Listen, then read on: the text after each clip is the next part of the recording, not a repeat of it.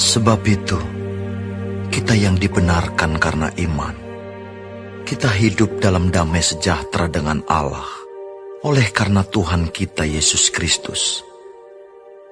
Oleh Dia, kita juga beroleh jalan masuk oleh iman kepada kasih karunia ini. Di dalam kasih karunia ini kita berdiri, dan kita bermegah dalam pengharapan akan menerima kemuliaan Allah. Dan bukan hanya itu saja, kita malah bermegah juga dalam kesengsaraan kita. Karena kita tahu bahwa kesengsaraan itu menimbulkan ketekunan. Dan ketekunan menimbulkan tahan uji. Dan tahan uji menimbulkan pengharapan. Dan pengharapan tidak mengecewakan. Karena kasih Allah telah dicurahkan di dalam hati kita oleh Roh Kudus yang telah dikaruniakan kepada kita. Karena waktu kita masih lemah, Kristus telah mati untuk kita orang-orang durhaka pada waktu yang ditentukan oleh Allah. Sebab tidak mudah seorang mau mati untuk orang yang benar. Tetapi mungkin untuk orang yang baik ada orang yang berani mati. Akan tetapi, Allah menunjukkan kasih-Nya kepada kita, oleh karena Kristus telah mati untuk kita, ketika kita masih berdosa.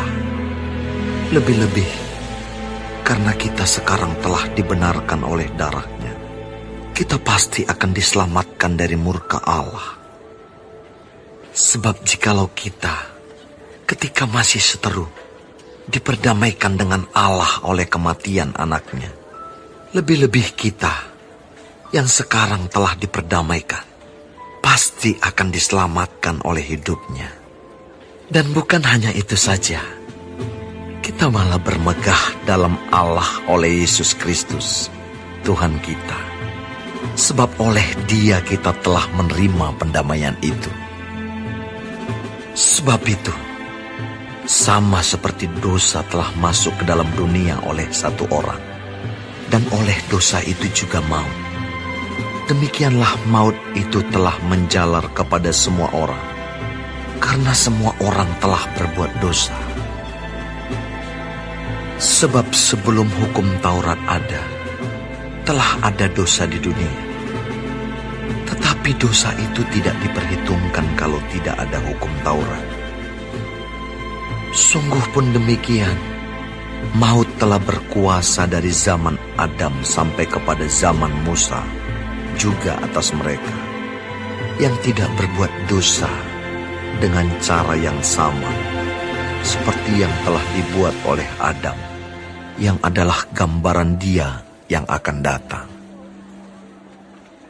Tetapi karunia Allah tidaklah sama dengan pelanggaran Adam. Sebab jika karena pelanggaran satu orang semua orang telah jatuh di dalam kuasa maut, jauh lebih besar lagi kasih karunia Allah dan karunia-Nya yang dilimpahkannya atas semua orang karena satu orang, yaitu Yesus Kristus. Dan kasih karunia tidak berimbangan dengan dosa satu orang. Sebab penghakiman atas satu pelanggaran itu telah mengakibatkan penghukuman.